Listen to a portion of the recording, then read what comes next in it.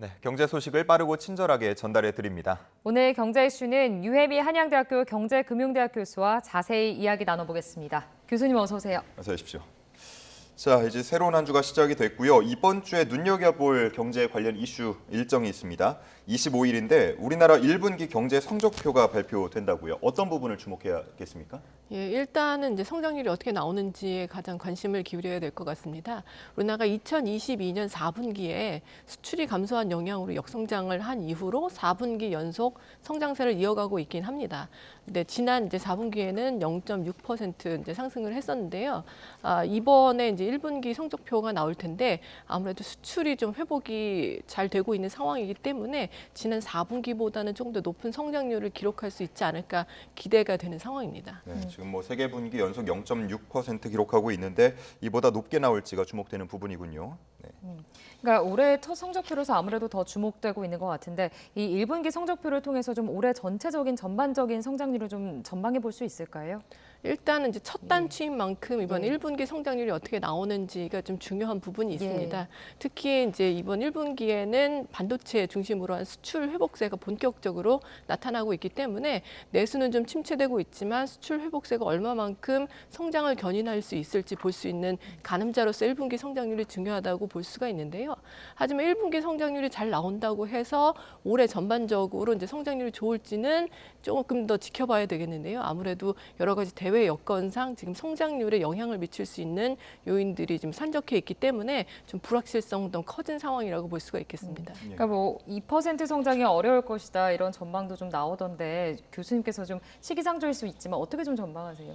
아직까지는 이거 네. 2%대 성장이 가능할지 아닐지를 뭐 점치기는 좀 어려운 상황이라고 네. 볼 수 있는데요. 아직은 이제 2%대 초반대 성장을 좀 기대하고 있는 상황이지만 지금 뭐 이란이나 이스라엘과 갈등과 같은 그런 대외적인 여건이 좀 유가를 끌어올리고 있고 또 환율도 굉장히 높은 상황이 지속되고 있어서 이런 부분들을 고려하면 성장률이 조금 낮아질 가능성도 이제는 조금 생각해봐야 될 상황이라고 볼 수가 있겠습니다. 네.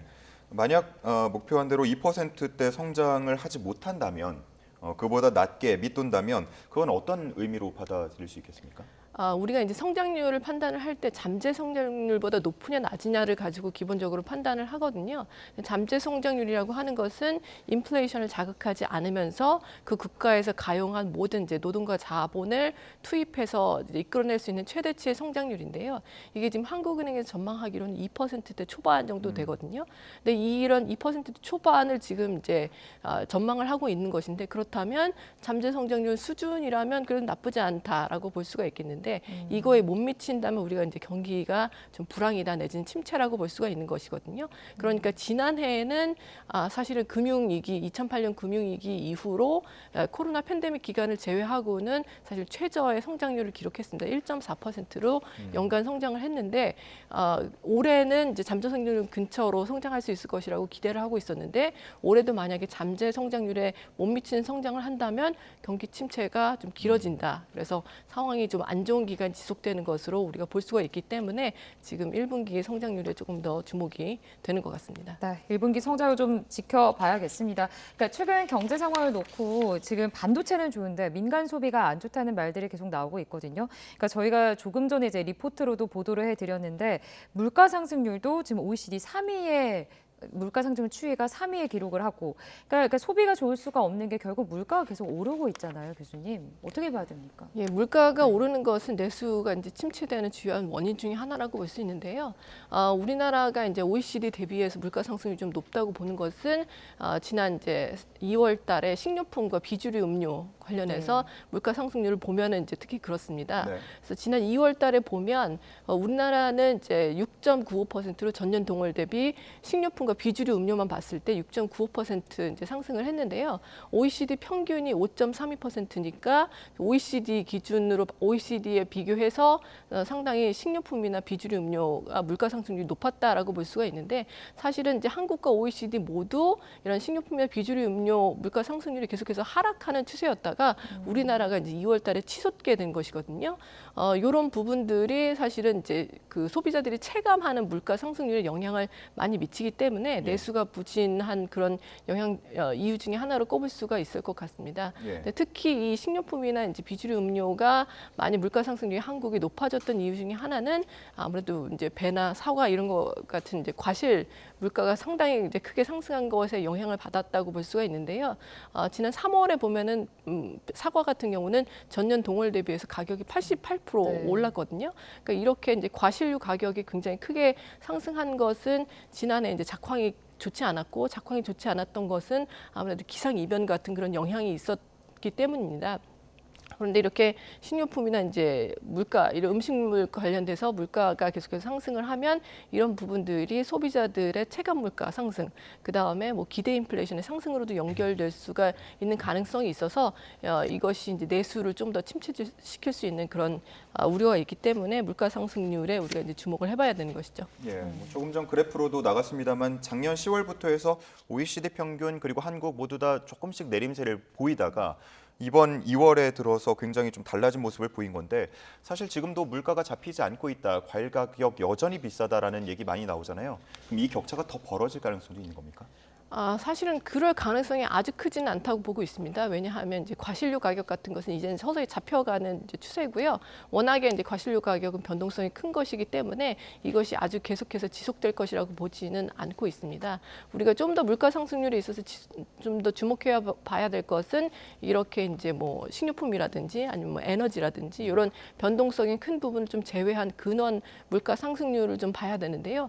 그 근원 물가 상승률 같은 것은 이제 추세적으로 하락을 하고 있는 것이기 때문에 이 부분에 있어서는 그렇게 많이 우려할 상황이 지금 아니라고 보고 있지만 아무래도 환율이나 국제 유가 같은 대외 여건이 지금 좋지가 않은 상황인데 이런 부분들이 수입 물가를 좀 자극할 가능성, 그리고 우리나라 같은 경우는 원유를 전량 이제 수입을 하고 있기 때문에 이렇게 석유류 제품 가격이 이제 상승하면서 이것이 시차를 두고 근원 물가에 영향을 미칠 그런 가능성을 좀 우려해 봐야 될 상황입니다.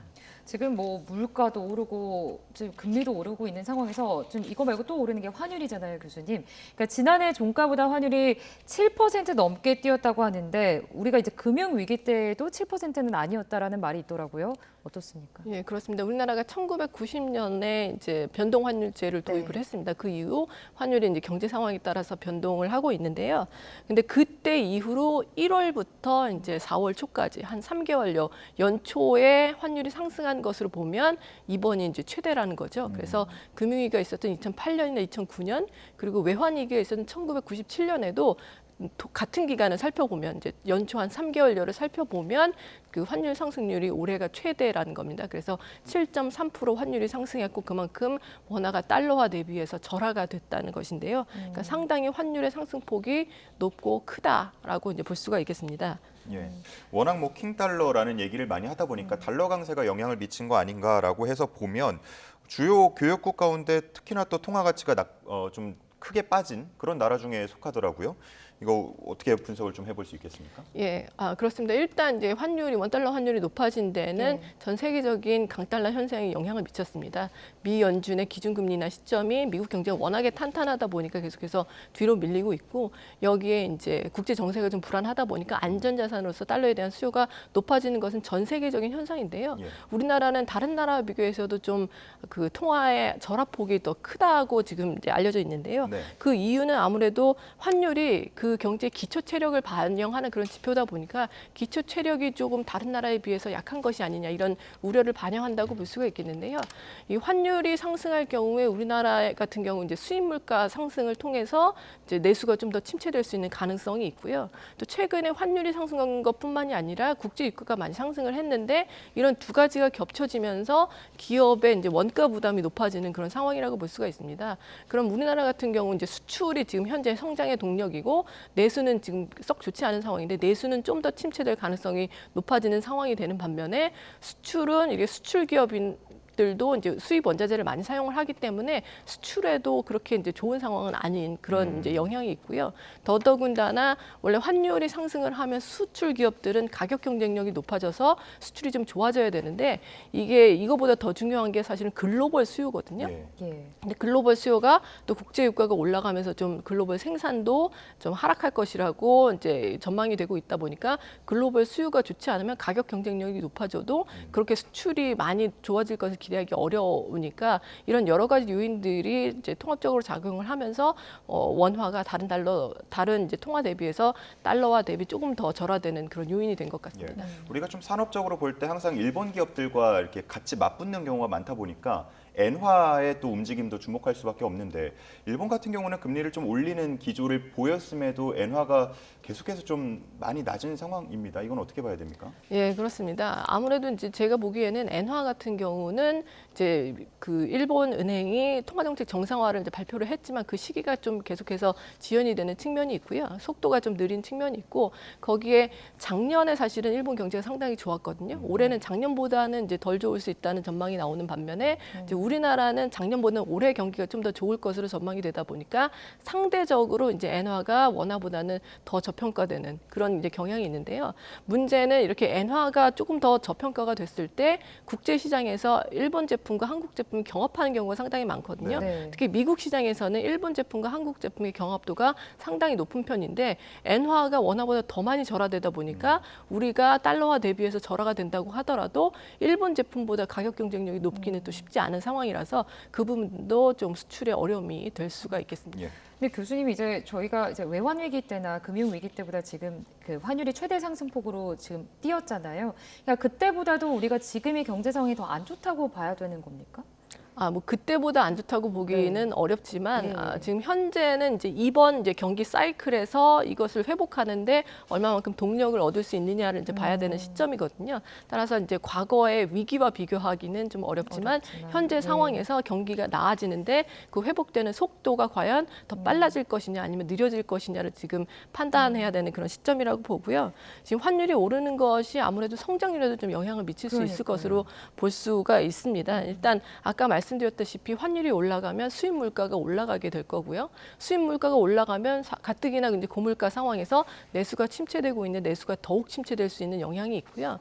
여기에 만약에 수입 물가가 올라간다든지 아니면 이제 석유 가격이 올라가는 것 때문에 물가가 좀처럼 안정이 되지 않으면 한국은행으로서도 기준금리를 이제 마냥 빨리 인하하기가 좀 어려운 상황이 됩니다. 그러면 고금리가 더 길어지게 될 텐데 고금리가 길어진다면 우리나라처럼 가계부채나 기업부채가 상당히 많이 축적된 경우에는 이 가계나 기업의 소비나 투자를 하는데 더욱 부담이 될 것이기 때문에 내수가 더욱 침체될 수 있는 요인이 될 수가 있습니다. 거기에 덧붙여서 아까 말씀드렸다시피 수입 원자재 가격이 기업들의 원가 부담을 높이는 그런 이유도 있고 여기에 이제 일본 기업과의 경합도가 높은데 엔저가 더 많이 지속되는 이런 부분들이 사실은 수출 회복세에도 약간 악영향을 미칠 수가 있기 때문에 이런 여러 가지들을 고려한다면 현재 상황이 지속되는 것이 성장률에는 분명히 부정적인 영향을 미칠 수 있다라고 보고 있습니다. 예. 네. 다음은 국내 기업 상황도 짚어봐야겠는데 기업들의 실적 발표가 이어지고 있고요. 이번 주와 다음 주에도 주목되는 부분이 있습니다.